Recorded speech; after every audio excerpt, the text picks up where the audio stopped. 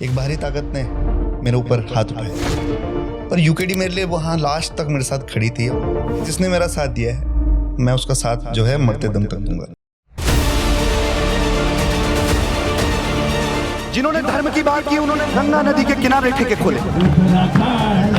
मेरी मातृभूमि ओ भूमि तेरी जय जयकारा। छोड़ा तो हमने अंकिता के हत्यारे को भी, लेकिन वीआईपी का खुलासा तो आज तक नहीं। क्यों नहीं हुआ? चीख चीख पुकार पुकार के अंकिता की माता ने बोला है। एप्स्टीन फाइल्स का जिस तरह से जिक्र हो रहा है आज, तो उत्तराखंड को भी एप्स्टीन फाइल्स की तरह ही डेवलप किया जा रहा था। वनंतरा क्या था? तो कुमाऊं यात्रा करने का मोटिव क्या है?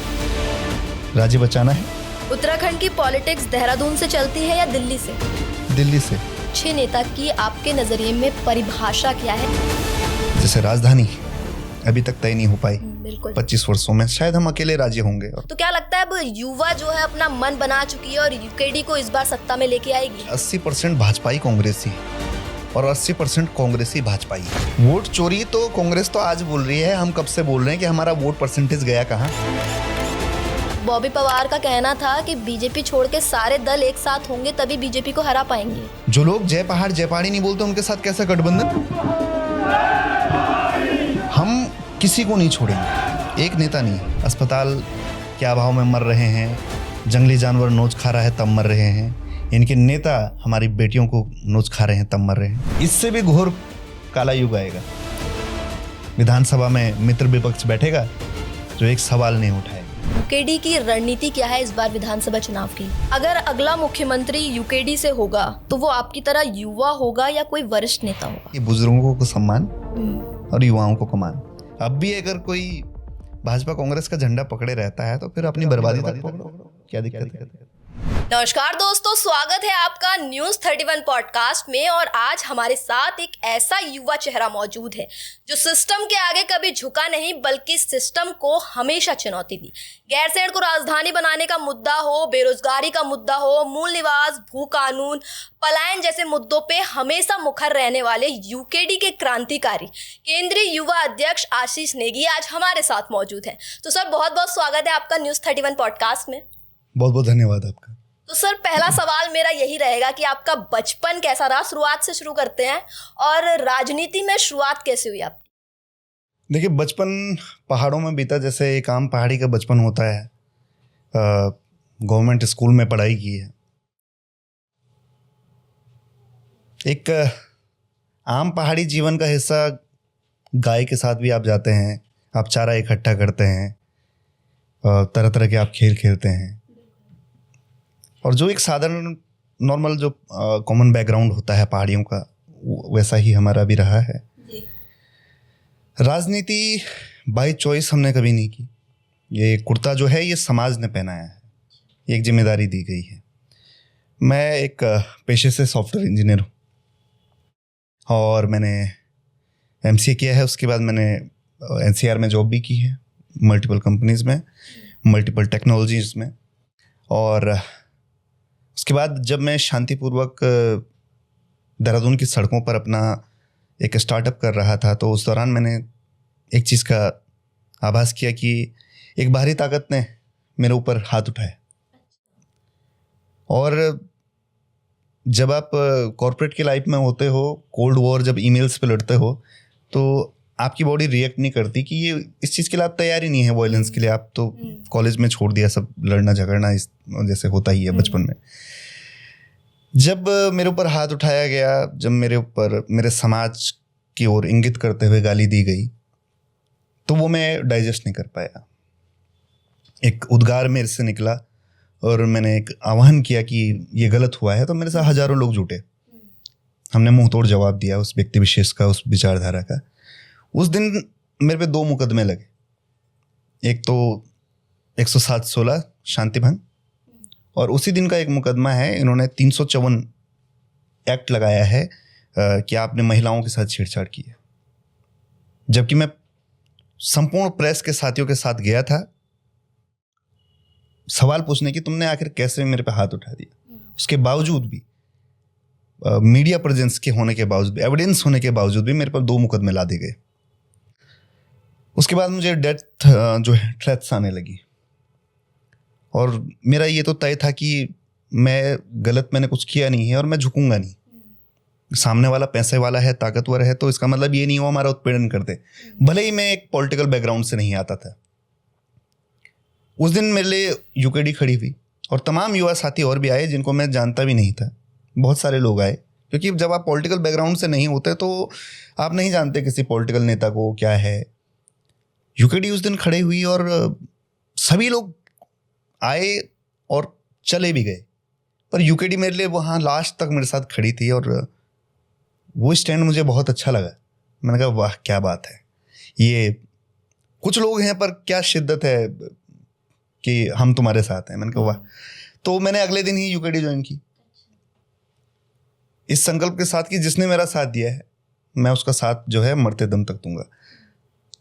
एक संगठन बनाया, उसके बाद पहाड़ी स्वाभिमान सेना, मूल निवास, भू कानून, इन सभी चीज़ों में हम लोग रहे। शुरुआत करने वाले अगर आप बोलें तो भू कानून का सबसे पहला प्रोटेस्ट, उस समय कोई संगठन भी नहीं था, हम लोग उतरे थे सोशल मीडिया से। फिर अंकिता जैसा हत्याकांड हो जाता है, और मैं हमेशा से था मेरा कि जिस दिन कोई नहीं उठाएगा इस मुद्दे को उस दिन शायद मैं अकेले ही जाऊंगा। तो सर आपको ऐसा नहीं लगता है कि जैसे आम जनता है उसके ऊपर मुकदमे करना बहुत आसान है, लेकिन अगर सत्ताधारी हो या कोई बड़ा नेता हो या पैसे वाला इंसान हो तो उसके ऊपर मुकदमे भी क्या, एफआईआर भी जल्दी तक नहीं हो पाती है?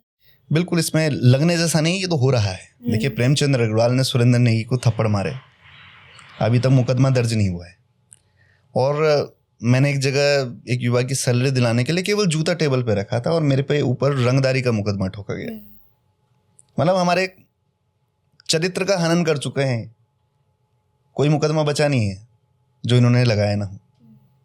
और नेता भी बोलते हैं, ये अफसर भी बोलते हैं कि अरे ये तो 6 मुकदमे वाले हैं, 8 मुकदमे वाले हैं, 12 मुकदमे वाले हैं। पर एक दिन कोर्ट में तय हो जाएगा कि सही क्या है गलत क्या है। उस दिन मानहानि, उस दिन जो ये आईओ हैं जिन्होंने गलत रिपोर्टिंग की है उन पे एक्शन होगा। छोड़ेंगे तो हम किसी को भी नहीं। जी, तो मतलब यूकेडी में आने की प्रेरणा आपको यहीं से मिली, क्योंकि अगर मैं बात करूँ यूकेडी क्षेत्रीय पार्टी है, राष्ट्रीय पार्टी कई सारे हैं, कई सारे ऑप्शन है आपके पास, लेकिन उसके बावजूद आपने यूकेडी को ज्वाइन किया।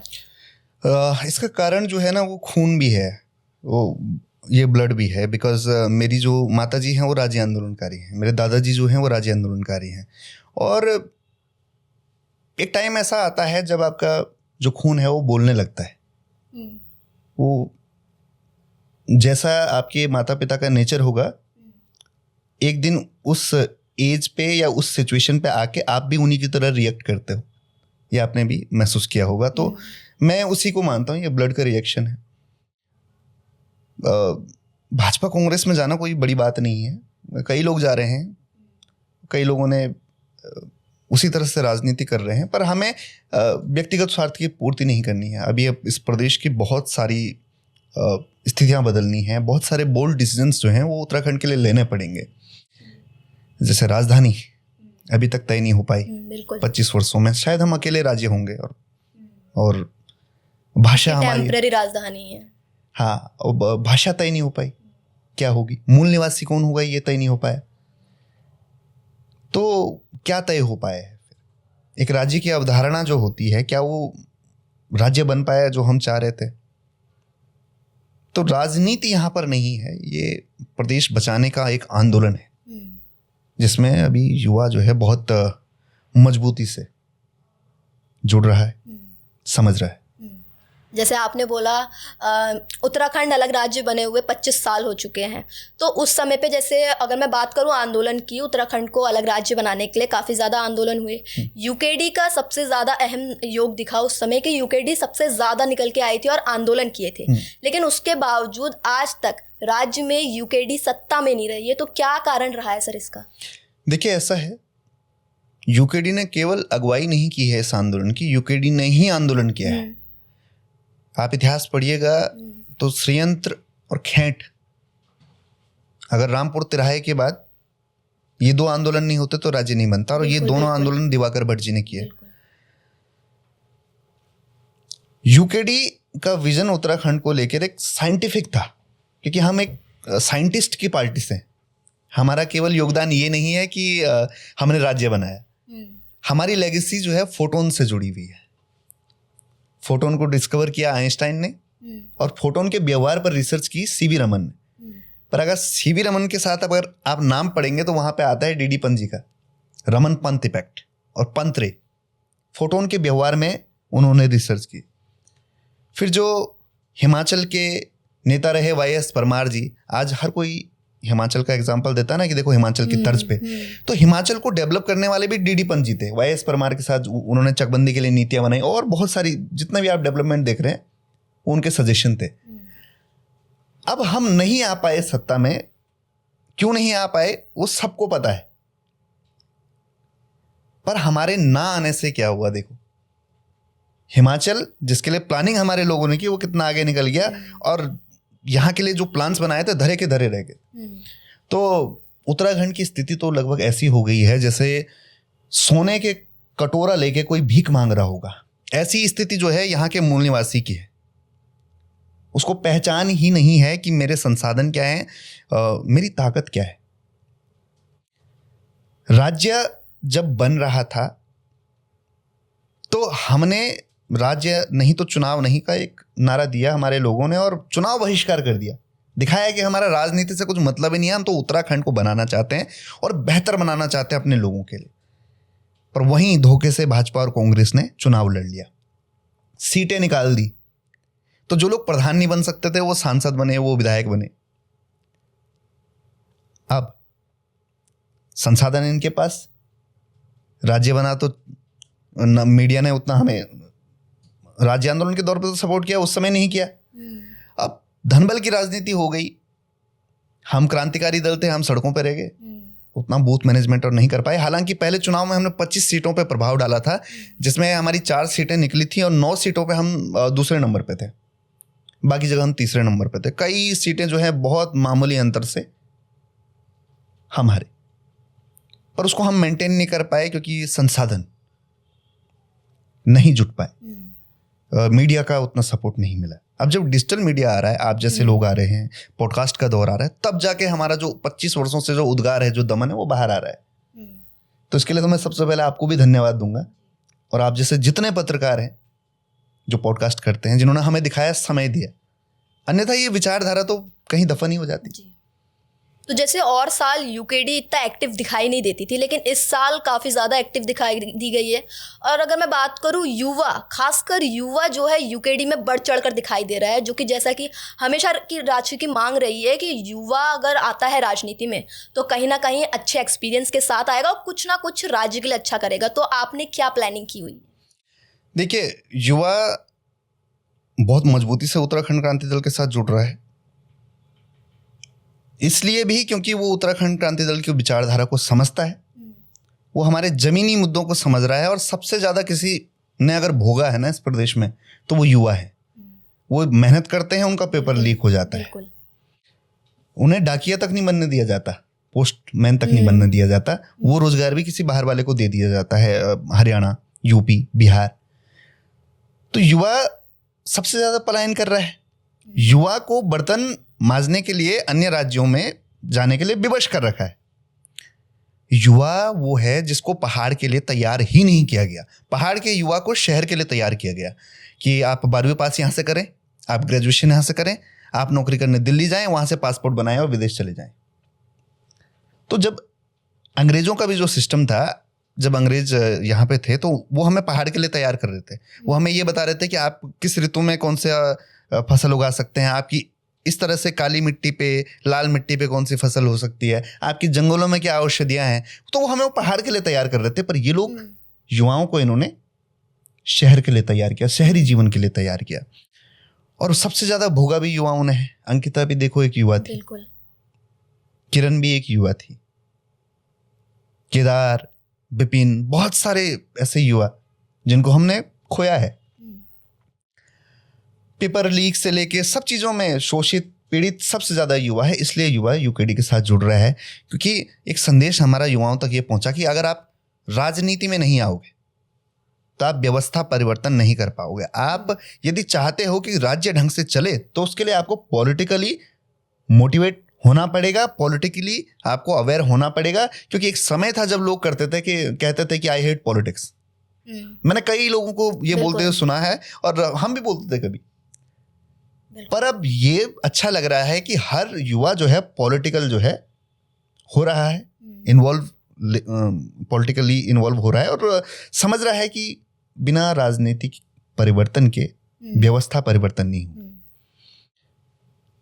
हम लगभग 11,500 जो हमारे बूथ हैं उत्तराखंड के, क्योंकि चुनाव तो एक मैनेजमेंट की प्रक्रिया है, बूथ मैनेजमेंट से ही चुनाव जीते जाते हैं।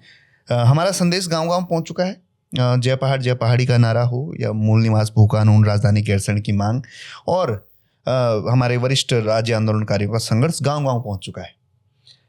अब हम 11,000 बूथों पे सदस्यता करा रहे हैं, जिसमें हम लगभग 3,500 के आसपास बूथों पर अभी तक पिछले 1 महीने में कह रहा हूँ डिजिटली हमने सदस्यता की है। और बहुत जल्द हम 11,000 के आंकड़े पे पहुंच जाएंगे और 11,000 बूथों पे जब एक एक युवा संकल्प ले लेगा कि मैं अपने बूथ को आगे रखूंगा तो व्यवस्था परिवर्तन हो जाएगी।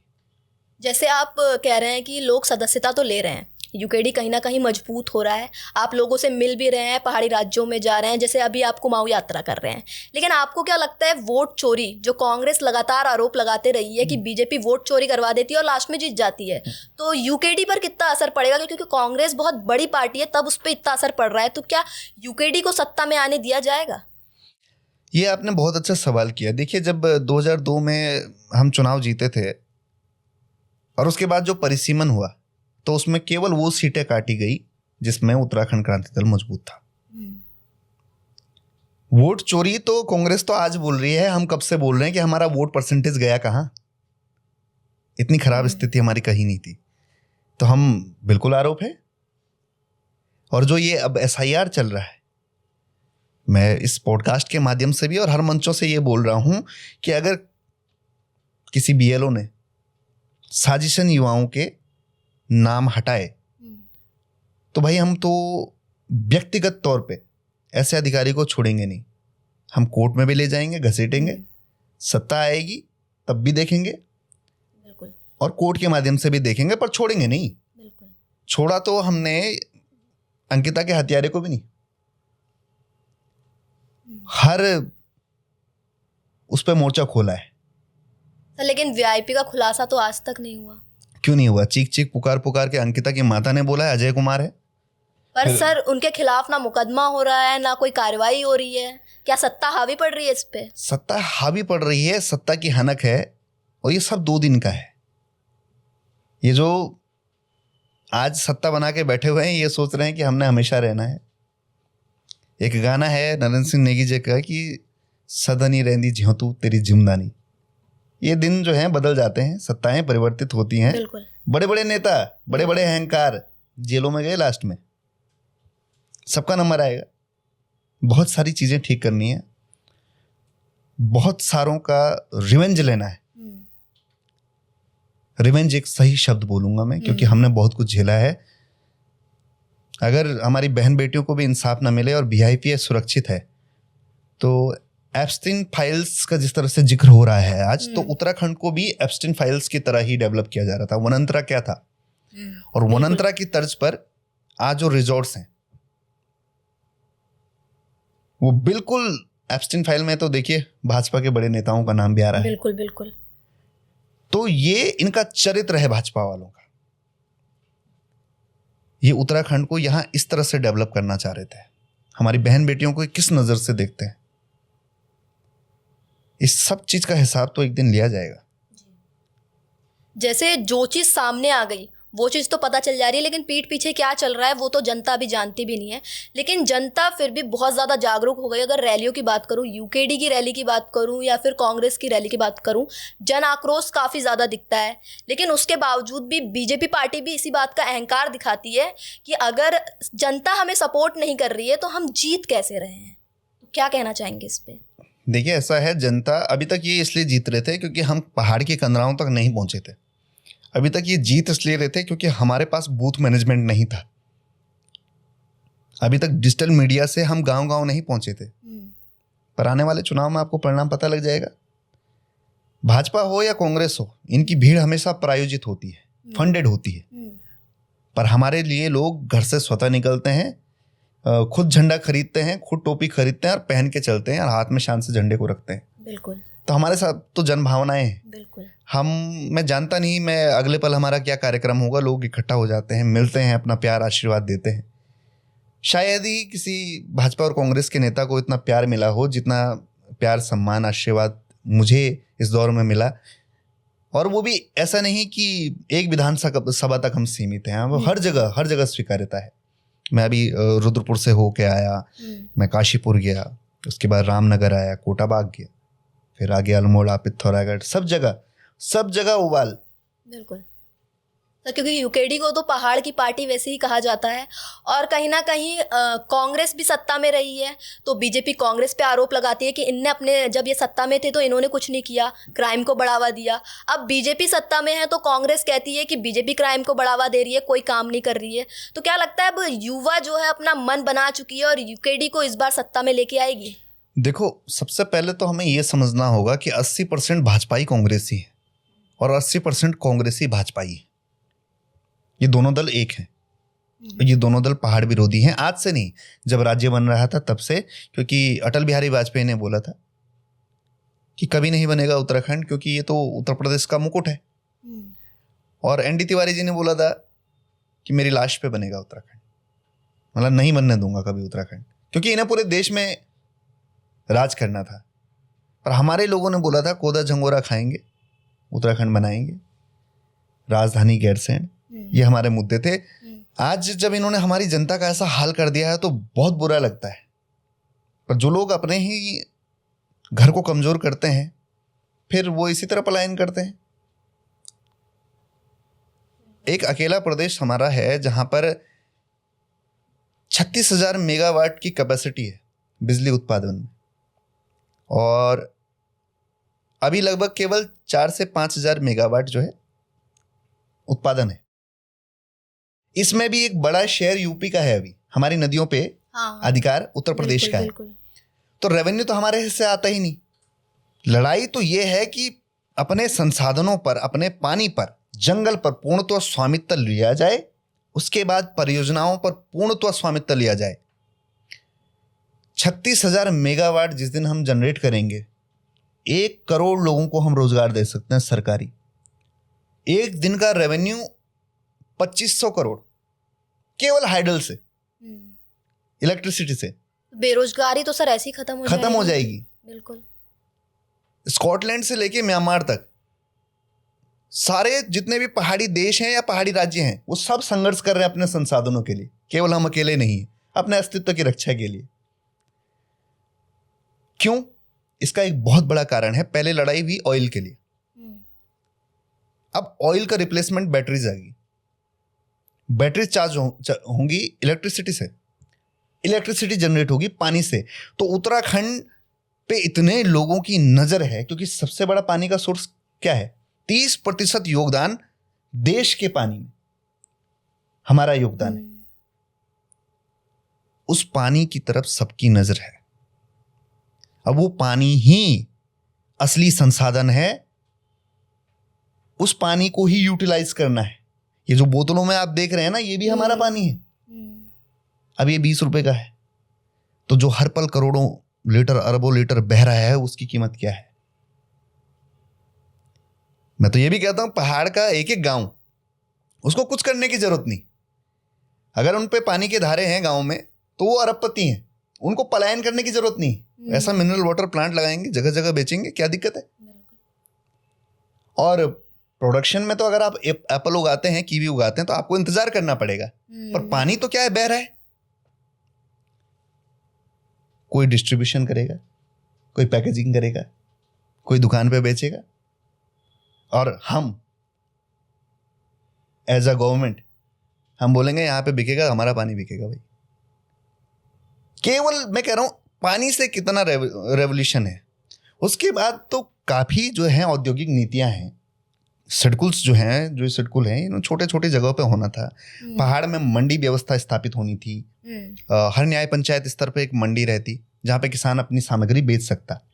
चाहे आप 2 किलो गेंदा उगा रहे हैं या कुछ भी है, कोई मसाले उगा रहे हैं, आप जाते हैं मंडी व्यवस्था में, मंडी में बेचते, पर उसको उगाने के लिए उगाता तो है, फिर उसको बेचने के लिए काशीपुर आना पड़ता है, उसी किसान को रामनगर ऋषिकेश जाना पड़ता है, तो प्रोडक्शन तो खत्म ही हो गया ना। फिर क्यों उगाएगा कोई? इसीलिए तो बंजर पड़े हुए खेत। बिल्कुल भाई हम तो कह रहे हैं मंडी में घास भी बेचो, क्या दिक्कत आ रही? घास की भी तो जरूरत है, पर सिस्टम तो बने। ये राज्य उन लोगों के हाथ पड़ गया जो राज्य विरोधी थे, जिनके पास बिल्कुल भी बुद्धि नहीं है, जिनके पास बिल्कुल भी पहाड़ के प्रति ध्येय नहीं है। विचारधारा की जरूरत है, वरना सत्ता में रह के खाली सत्ता की बात करने से, क्योंकि कहीं ना कहीं बस अपनी तारीफे के पुल बांधे जा रहे हैं, होर्डिंग्स लगा दिए जा रहे हैं, हमने इतना विकास किया, इतना विकास किया। स्वास्थ्य की बात करूँ, शिक्षा की बात करूँ, तो आज भी पहाड़ वीरान है। कल ही की मैंने एक खबर देखी थी कि 7 साल के बच्चे की स्वास्थ्य की वजह से जान चली गई।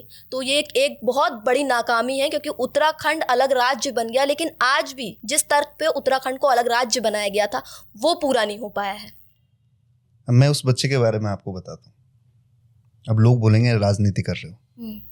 उस बच्चे की माता जी, उस बच्चे की दादी, अभी जब हम 26 तारीख को मैं जब वहाँ गया था भराड़ीसैंण, ये संदेश देने के लिए कि राजधानी गैरसैंण, वो लोग वहाँ मौजूद थे मेरे साथ कंधे से कंधे मिलाकर। 7 साल का बच्चा, सोचो, एक बच्चा पैदा होता है तो कितनी उम्मीदें, बिल्कुल, कितने संस्कार होते हैं, अन्नप्राशन संस्कार से लेके चूड़ाक्रम संस्कार से लेके पिता के दिमाग में पलता है, माँ के पेट में पलता है बच्चा। व्यवस्थाओं के अव्यवस्थाओं के कारण खत्म हो गया, पर वो बच्चा किसका? वो जनता का बच्चा। नेता का बच्चा तो नहीं हुआ ना खत्म, नेता रह ही नहीं रहा है। इस तरह से मरते हैं हमारे लोग। उससे पहले हमारी एक प्रसूता बहन गैरसैंण की कंडारी खोड़ की, उसने भी दम तोड़ा वहीं बच्चे के साथ ही। वो बच्चा तो जन्म ही नहीं ले पाया। किसका बच्चा? जनता का। किस जनता का? जिसने 25 सालों से अपनी बर्बादी तक राष्ट्रीय दलों को वोट दिया। मरते हैं, दुख हमें होता है, तकलीफ हमें होती है कि कैसे और कब तक। इसलिए जो है ना, हमें यह लगता है कि हम जो कर रहे हैं कोई और नहीं करेगा, इसलिए हम स्पष्ट होके लड़ते हैं, भिड़ते हैं, आवाज उठाते हैं। हमें किसी का भय नहीं पड़ा हुआ है। बिल्कुल सर, हमें किसी का डर नहीं पड़ा हुआ है। हमें व्यवस्था परिवर्तन करनी है, क्योंकि इस तरह से लोग हमारे मारे न जाएं। एम्स जैसा अस्पताल यदि गैरसैंण में होता, जो ऋषिकेश में बना हुआ है, तो शायद वो बच्चा बच सकता था।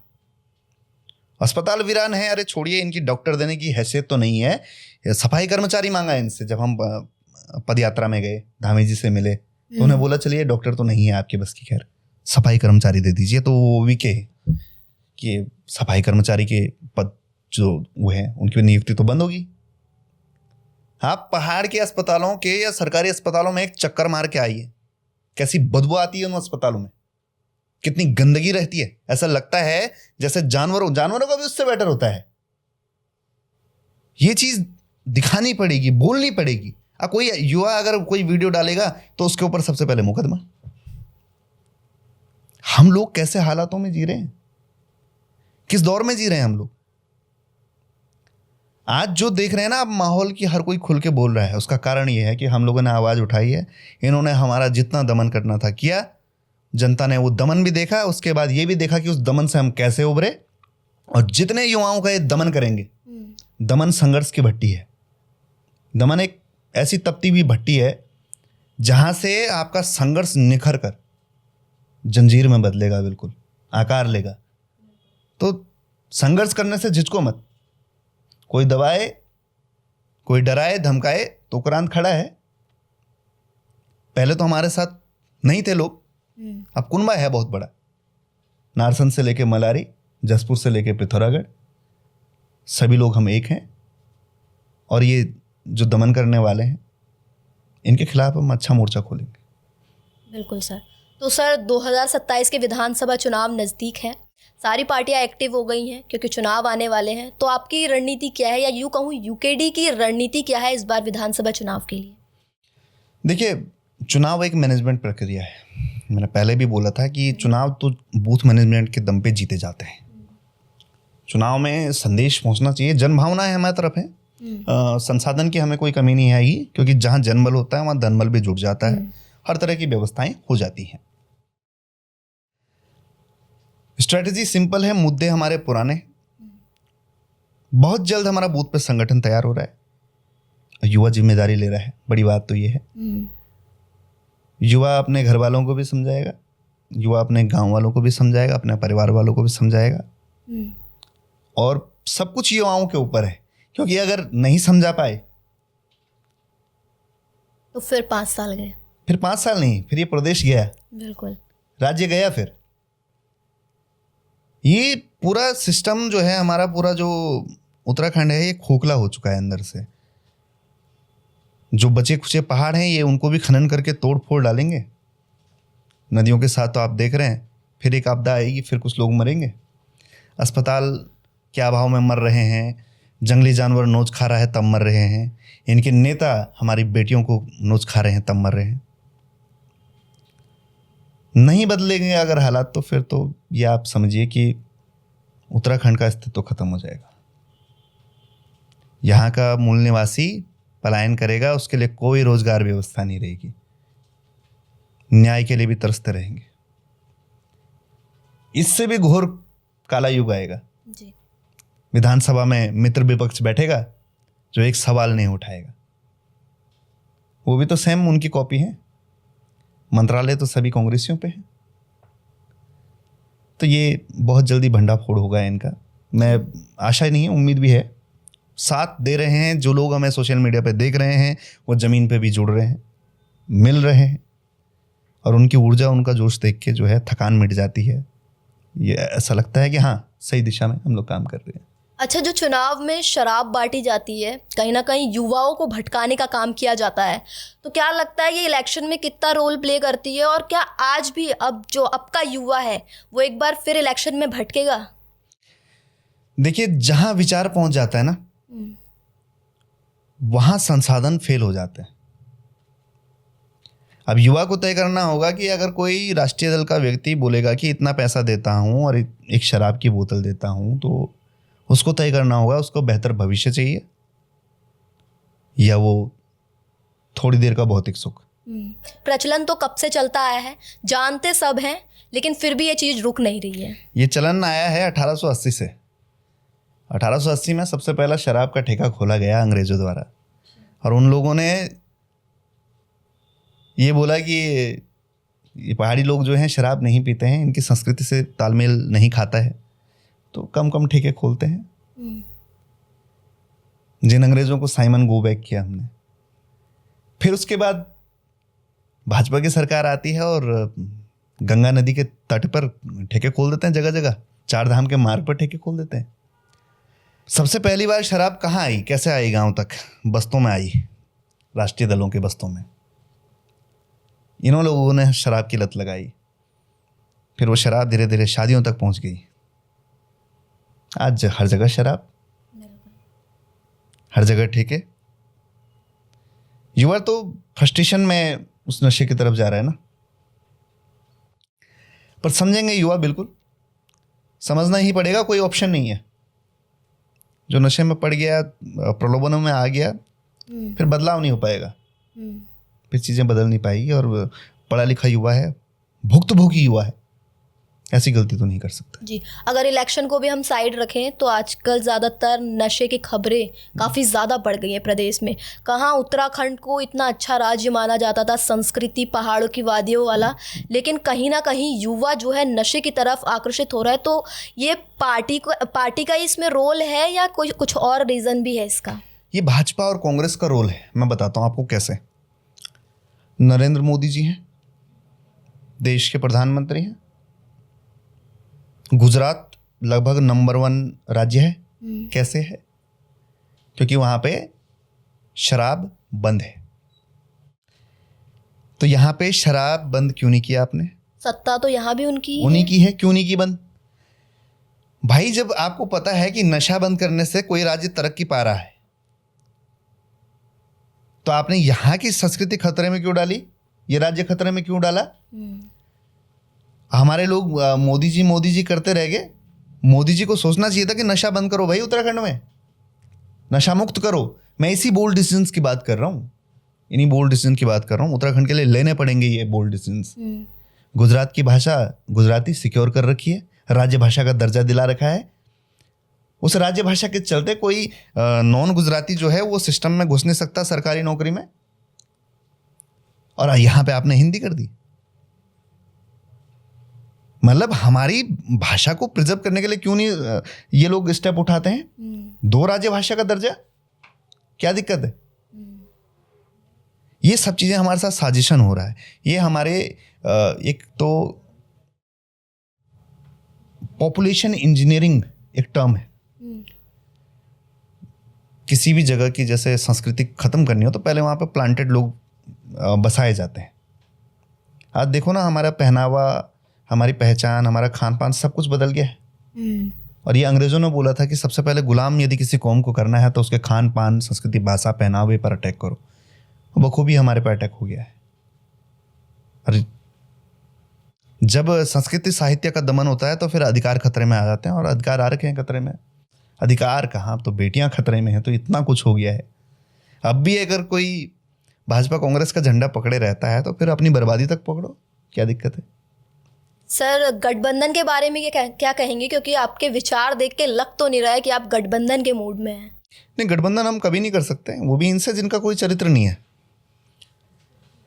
मैं कह तो रहा हूँ 80% भाजपा कांग्रेसी भाजपा। क्योंकि बॉबी पवार का कहना था कि बीजेपी छोड़ के सारे दल एक साथ होंगे तभी बीजेपी को हरा पाएंगे।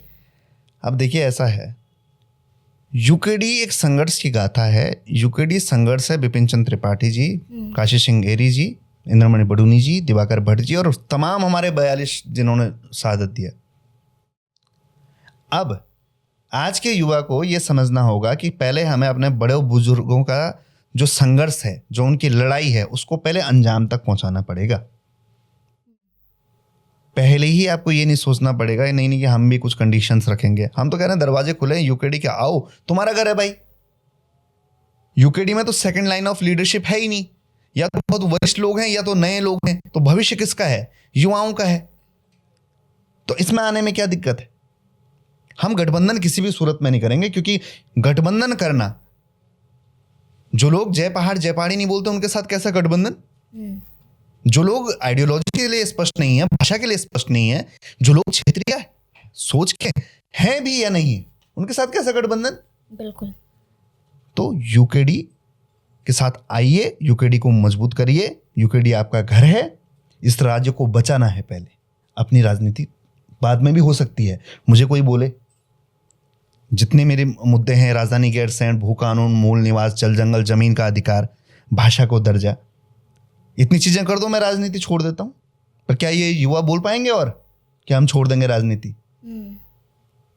त्याग, तपस्या और बलिदान का जो नारा है ना, वो पहले सबसे पहले अपने चरित्र में उतारना पड़ता है। स्वार्थ की पूर्ति तो कभी भी कर सकते हैं, उसमें क्या दिक्कत है? कर ही रहे हैं लोग, अपनी इच्छाएं, अपने शौक, सब चीजें सब पूरे कर रहे हैं। पहले राज्य बचाने की लड़ाई में साथ दो, जो बुजुर्गों ने एक विरासत दी है उसको संभालो, फिर तो अपने घर बनते रहेंगे, उसमें क्या दिक्कत है? ठीक है सर, अब थोड़ा आपके पर्सनल लाइफ पे जाते हैं, या अगर बात करूँ दिनचर्या पे जाते हैं, तो राजनीति के अलावा आपका दैनिक जीवन कैसा रहता है? दैनिक जीवन कुछ रहा नहीं अब, मतलब ये तो आपने ऐसा प्रश्न कर दिया जिसका शायद मेरे पे जवाब ना हो, क्योंकि हर दिन सुबह से कॉल आने शुरू हो जाते हैं, हर दिन लोग बोलने लग जाते हैं कि हम जुड़ रहे हैं, ये समस्या, हला समस्या, फला समस्या। हर दिन यही लगता है कि राज्य बचाना है, बहुत सारी चीज़ें हैं। एक पदयात्रा करते हैं, एक फिर से एक जागरूक करने के लिए कुछ करते हैं, कोई कविता लिखी जाए, कुछ गाने, गीत, जनगीत गाए जाएं, कुछ ऐसा किया जाए जिससे उत्तराखंड में राजनीतिक बदलाव आए। क्योंकि जिस दिन आपको ये जो बदलाव का कीड़ा काट जाता है ना, ये जो क्रांति जब खून में आ जाती है, तो फिर कुछ बचता नहीं है, कुछ व्यक्तिगत जीवन बचता नहीं है। मैं ऐसा युवा था, मैं घूमता था, मैं ट्रैवल करता था, मैं गाने गाता था, मैं लिखता था, मैं कोडिंग करता था, मैं नई जगह जाकर एक्सप्लोर करता था, तरह तरह के कपड़े पहनना, तरह तरह के हेयर स्टाइल करना, सारे शौक खत्म हो गए। राज्य के हित में सोचने के लिए, राज्य के हित में सोचते सोचते अब तो ऐसा लगता है क्या फ़र्क पड़ता है अगर चप्पल में भी बैठा हूँ तो क्या दिक्कत है, नंगे पैर भी चलना पड़े तो क्या दिक्कत है। तो कुछ ऐसा है नहीं, अब अपना हित तो दिखता ही नहीं है और मैं ऐसे ही रहना चाहता हूँ। इस राज्य के लिए हम लोग जीना चाहते हैं, इस राज्य के लिए हम खत्म हो जाना चाहते हैं। सर जैसे आपने गीत की बात करी, अभी आप बागेश्वर दौरे पे जब थे तो आपकी एक वीडियो काफ़ी ज़्यादा वायरल हुई थी जिसमें आपने गाना गाया था उत्तराखंड मेरी मातृभूमि। तो अगर कुछ लाइंस उसकी हो जाए, हमारी ऑडियंस तक भी वो गाना पहुंच जाए। तो ये तो गिरीश तिवारी गिरदा का गाना है और ऐसे गाने जो हैं वो बिल्कुल जोश भरने का काम करते हैं। हम जैसे युवाओं में आज भी जो ट्रेनिंग है वो गिरदा दे रहे हैं। तो एक बहुत खूबसूरत स्टेंजा है उसमें, मारी जूलोत तारी जूलो, मारी जूलोत तारी जूलो, ए जूएल त्यारा बाना मेरे हिमाला, हिमाला एल त्यारा बाना मेरे हिमाला, उत्तराखंडा मेरी मातृभूमि, मातृभूमि मेरी पितृभूमि, ओ भूमि तेरी जय जयकारा मेरे हिमाला, हिमाला तेरी जय जयकारा मेरे हिमाला। इस गीत में इतना प्यार है पहाड़ के लिए और इस गीत के दम पे ही मैं बोलता हूँ, साहित्य के दम पे, संगीत के दम पे उत्तराखंड बना है। यही गीत गुनगुनाते हैं जब भी ऐसा लगता है मनोबल टूटता है, कमज़ोर होते हैं, गिरते पड़ते हैं, चाहे जेल के अंदर गए हों चाहे कहीं भी गए हों, ये गीत गुनगुनाए हैं। गिरीश तिवारी गिरदा जी के जो गाने हैं उन्होंने अदगद में जैसा छोड़ रखा है हमें कि हम लड़ते रहे हैं बहनी, हम लड़ते रोना। अब ये नहीं बताया कब तक लड़ना है। क्रांतिकारी तो काफ़ी ज़्यादा आप अच्छे हैं ही, उसके साथ साथ गायक भी काफ़ी ज़्यादा अच्छे हैं। तो ये लाइफ को, जैसे आपने कहा कि अब आपकी पर्सनल लाइफ तो अब उतना मैटर ही नहीं करती है, लेकिन फैमिली को और ये पॉलिटिकल लाइफ को आप कैसे मैनेज करते हैं? मेरे घर वाले मैनेज कर रहे हैं मुझे, मतलब फुल सपोर्ट। मैं अभी कुमाऊं दौरे पर हूँ, मेरी अपने घर बात नहीं हो पाई। मेरा परिवार है, मेरी वाइफ है, ये उनका त्याग है ना, इसमें मेरा क्या है। अब मैं ये बोलूँ कि मेरा बहुत बड़ा त्याग है, नहीं। अब हर किसी की इच्छाएं रहती हैं, उनका बेटा घर पे रहे, परिवार साथ में रहे। कई लोग थ्रेट्स देते हैं, कई लोग कुछ कहते हैं, परिवार थोड़ा ना चाहेगा कि बच्चा संकट में आए। तो ये उनका त्याग है और शायद वही मेरी सबसे बड़ी ताकत है, जो परिवार समझता है। जब आपका जीवन साथी समझने लगता है तो निश्चित तौर पे एक बहुत बड़ी ताकत जो है वो मिलती है। तो आज जो आशीष नेगी हमारे सामने है, इसके पीछे सबसे ज़्यादा सपोर्ट किसका है? अगर एक पर्टिकुलर इंसान की बात करूँ तो देखिए, एक इंसान को श्रेय देना तो बहुत गलत होगा, है ना। बिल्कुल। हर एक व्यक्ति का, जो मेरे रास्ते के कांटे बने मैं उनका भी धन्यवाद करता हूँ, जो मेरे लिए पेड़ की छांव बने मैं उनका भी धन्यवाद करता हूँ। क्योंकि हो सकता था कि अगर वो व्यक्ति मेरे ऊपर हाथ नहीं उठाता तो मेरे अंदर का ज़मीर नहीं जागता, और आज ये लड़ाई इतनी बड़ा रूप नहीं ले रही होती। आज उत्तराखंड के लिए कोई नौजवान इस तरह भटक नहीं रहा होता है। तो ये सब प्रकृति तैयार करती है और मैं ऊपर वाले को इसका श्रेय देता हूँ कि मुझे जो है तैयार जो है प्रकृति ने किया है। चैलेंजेस दिए, सिचुएशन दी, बाहर भी निकाला, कमज़ोर हुआ तो लोग खड़े कर दिए। जहाँ मेरे को वकीलों की ज़रूरत पड़ी वहाँ 50-50 वकील खड़े हो गए, जहाँ पे डॉक्टर्स की ज़रूरत पड़ी तो डॉक्टर खड़े हो गए, नेता खड़े हो गए और लोग खड़े हो गए। तो ये मैं प्रकृति को श्रेय देता हूँ और प्रकृति बदलाव चाह रही है। जो ये मैं कुछ कर रहा हूँ, जो ये होता हुआ दिख रहा है, घट रहा है, ये सब प्रकृति कर रही है। इतिहास खुद को दोहराता है, प्रकृति परिवर्तन मांगती है और प्रकृति परिवर्तन की दिशा दिखा रही है। बिल्कुल सर, मेरा अगला सवाल तो ये था कि खाली समय में आप क्या करना पसंद करते हैं, लेकिन जैसा आपने बताया मुझे लगता नहीं आपको खाली समय मिलता होगा। बिल्कुल भी नहीं, खाली समय मेरे पास बिल्कुल भी नहीं रहता है। मेरे व्हाट्सएप पे एक बार एक ही दिन में करीबन मेरे 1-1.5 लाख मैसेज आए थे और वो भी नहीं देख पाया। जाहिर सी बात है, मैं रिप्लाई नहीं कर पाता, थाउजेंड्स ऑफ कॉल्स। तो खाली रहने जैसा कुछ है ही नहीं। पता नहीं लगता दिन।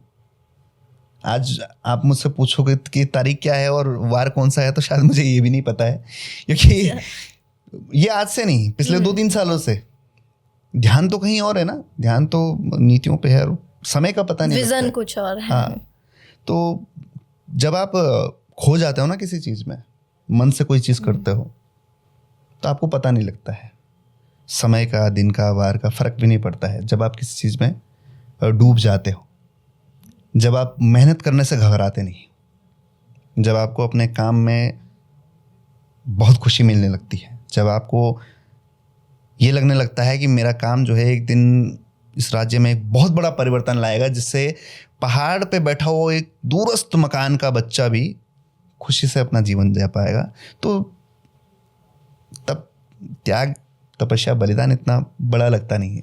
बहुत खूबसूरत। तो अगर आशीष नेगी पॉलिटिशियन नहीं होते, जैसे आपने बोला कि आपने इंजीनियरिंग की है, तो इंजीनियरिंग में ही आप आगे अपना कंटिन्यू करते या फिर कुछ और? मैं तो हमेशा से पहाड़ पे ही रहना चाहता था। मैं वही झूमेलो खेलते हुए, अपने रीति रिवाज, उन परंपराओं को जिंदा रखते हुए, देवी देवताओं के मंडाण कोथिक देखते हुए मैं आम साधारण एक पहाड़ी का जीवन जीता।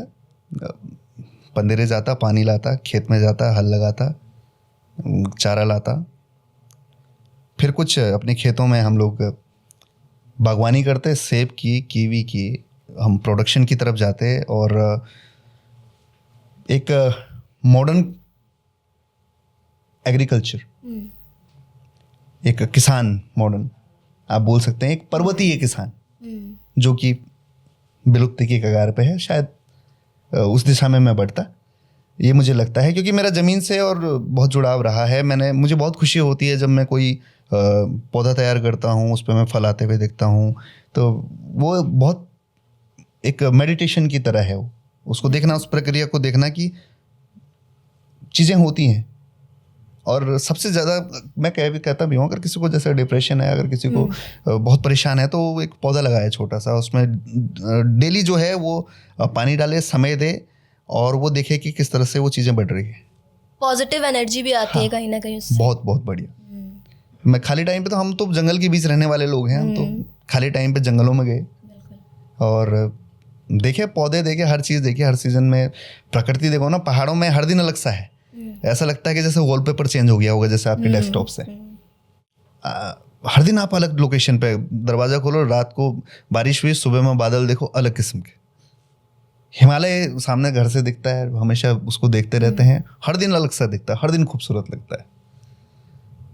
तो सर, एक अच्छे नेता की बात करूं, अच्छे नेता की आपके नज़रिए में परिभाषा क्या है और क्या क्या खूबियां उसमें होनी चाहिए? मेरे हिसाब से जो है, केवल और केवल स्पष्टता। स्पष्ट रहें आप अपने विचार को लेकर, अपने व्यवहार को लेकर, अपनी नीतियों को लेकर। जो कि स्पष्टता की कमी है, जो भी नेतृत्व मैंने देखा आज तक, वो लोग स्पष्ट नहीं है, और जो नए भी आ रहे हैं वो स्पष्ट नहीं है। विजन क्लियर होना चाहिए, विजन, आइडियोलॉजी क्लियर होनी चाहिए कि मैंने ये काम करना है तो करना है, मैंने इस समाज के लिए काम करना है तो करना है। जैसे मेरा क्लियर है कि हमने देश में राजनीति के लिए नहीं जाना है, हम क्षेत्रीय सोच के लोग हैं, हमें अन्य राज्यों की तरह जो समृद्ध हैं सांस्कृतिक रूप से, हमें मजबूत होना है, संस्कृति से समृद्धि की ओर बढ़ना है। तो स्पष्टता बहुत जरूरी है। बिल्कुल। आप पता होना चाहिए, अगर मैं सामने बैठा हूँ, आपके साथ बात कर रहा हूँ, तो आपको वो स्पष्टता दिखनी चाहिए कि हाँ, ये विचारों को लेके स्पष्ट है। कि अगर ये कह रहे हैं कि हम जीवन भर यूकेडी में रहेंगे, तो रहेंगे, ये स्पष्टता है। जय पहाड़ जय पहाड़ी का नारा स्पष्टता है, मूल निवास भू कानून स्पष्टता है, किसी के साथ सौदेबाजी ना करना, डरना दबना नहीं, ये स्पष्टता है। और स्पष्टता जो है ना, वो कमजोर लोगों में नहीं होती, और कमजोर लोगों के लिए कुछ प्रोफेशंस हैं जो नहीं होते, जैसे साहित्य कमजोरों के लिए नहीं बना हुआ है, नेतागिरी कमजोरों के लिए नहीं बना हुआ है, पत्रकारिता कमजोर लोगों के लिए नहीं बनी हुई है, क्योंकि कमज़ोरी से जब करेंगे तब तक वो सौदेबाजी करेंगे, तब समाज का नुकसान होगा। बिल्कुल सर रैपिड फायर राउंड की तरफ बढ़ते हैं। कोशिश कीजिएगा कि 2-3 शब्दों में ही इसके जवाब आप दे पाएँ। तो कुमाऊं यात्रा करने का मोटिव क्या है? राज्य बचाना है। बिल्कुल ठीक हो गया सर। क्या कभी किसी बड़ी पार्टी से ऑफर आया है यूकेडी छोड़ने के लिए? नहीं, सोचते भी नहीं है लोग कि बात की जाए। बिल्कुल, आपकी विचारधारा देख के मुझे भी लग रहा है। आपका अल्टीमेट गोल क्या है, मुख्यमंत्री बनना या उत्तराखंड को बदलना? उत्तराखंड को बदलना। क्या चुनाव बिना पैसों के जीता जा सकता है? बिल्कुल। हाँ, जैसे एक अगर मैं मिथ कहूँ या एक बात ये भी है कि कहा जाता है यूकेडी के पास बजट नहीं है चुनाव लड़ने के लिए, तो ये मिथ है या खाली अफवाह फैलाई जा रही है या असल में है? यूकेडी के पास पैसा नहीं है, मैंने बोला भी धनबल नहीं है हमारे पास जनबल है। अच्छा। अब जितने कार्यक्रम आप देख रहे हैं हमारे लिए जनता स्वतः लगा रही है, तो कहाँ धन की जरूरत पड़ रही है? वो सब चीज़ें हमारे लिए अरेंजमेंट कर देते हैं, झंडे टोपी स्टेज लगा के दे देते हैं, माइक वाइक सब चीज़ों की व्यवस्था कर देते हैं। हमें तो पता भी नहीं रहता है ना कहाँ कार्यक्रम। जनता का प्यार है तो बजट की जरूरत नहीं है। बिल्कुल, बहुत खूब सर। उत्तराखंड की पॉलिटिक्स देहरादून से चलती है या दिल्ली से? दिल्ली से। यूकेडी का फ्यूचर ब्राइट है या स्ट्रगल अभी बाकी है? क्षेत्रीयता का भविष्य हमने तो तय कर दिया है कि उक्रांद का भविष्य इस प्रदेश में है ही है। अच्छा। क्या पहाड़ सिर्फ वोट बैंक बनकर रह गया? वोट बैंक भी नहीं बना। वोट बैंक बनता तो उसके ऊपर राजनीति होती है, पर पहाड़ को तो कुछ समझा ही नहीं जा रहा है। उसके बारे में बिल्कुल सोचा नहीं। अगर अगला मुख्यमंत्री यूकेडी से होगा तो वो आपकी तरह युवा होगा या कोई वरिष्ठ नेता होगा? वो विचारों से मजबूत होगा, और हमारी पार्टी में बुजुर्ग नहीं हुआ करते, वो बुजुर्ग भी युवाओं से युवा है। जैसे इस बार बीजेपी का कहीं ना कहीं आइडियोलॉजी देखी जाए तो कहा जा रहा है कि विधानसभा चुनाव में वो ज़्यादातर वरिष्ठ नेताओं को उतारने वाले हैं क्योंकि उनके पास अनुभव ज़्यादा है। तो यूकेडी में भी ऐसा कुछ है? क्योंकि जहाँ तक हमने सुना है यूकेडी में तो आज खासकर युवा ही हैं। देखिए, हमारे जो केंद्रीय अध्यक्ष जी हैं सुरेंद्र कुकरेती जी, उन्होंने नारा दिया है कि बुजुर्गों को सम्मान और युवाओं को कमान। तो इससे आप अंदेशा लगा सकते हैं कि क्या होने वाला है। बिल्कुल सर। तो मेरा आखिरी सवाल यही रहेगा कि अगर कल आपको मुख्यमंत्री बनने का मौका मिले तो सबसे पहले किस नेता की जांच करवाएंगे आप? हम किसी को नहीं छोड़ेंगे। एक नेता नहीं है वो नेता, वो भ्रष्ट ऑफिसर्स जिन्होंने हमारे प्रदेश का नुकसान किया है, हम किसी एक को भी नहीं छोड़ेंगे, क्योंकि भ्रष्टाचारी तो नारसन बॉर्डर के पार जाएगा सीधा, चाहे कितना बड़ा नेता हो। एक व्यक्ति जिम्मेदार थोड़ा है, केवल एक नेता भ्रष्टाचारी। अगर आपने भ्रष्टाचार सहा है और आपने देखा है भ्रष्टाचार होते हुए भी आप चुप रहे हैं, तो आपका भी उस भ्रष्टाचार में योगदान है। बिल्कुल, आप भी उतने ही बड़े भागीदार हैं। बिल्कुल। तो सर बहुत बहुत शुक्रिया आपका इस पॉडकास्ट में आने के लिए और हमें समय देने के लिए। बहुत बहुत धन्यवाद आपका। तो ये थे हमारे साथ आशीष नेगी जी, जो उत्तराखंड की राजनीति को कहीं ना कहीं बदलना चाहते हैं और युवाओं को आगे लाना चाहते हैं। आपने इनकी विचारधारा देखी ही, तो ये पॉडकास्ट आपको कैसा लगा कमेंट में हमें ज़रूर बताइएगा। और ऐसे ही पॉडकास्ट देखने के लिए जुड़े रहिए हमारे साथ। मिलते हैं अगले पॉडकास्ट में नए मेहमान के साथ, तब तक के लिए धन्यवाद।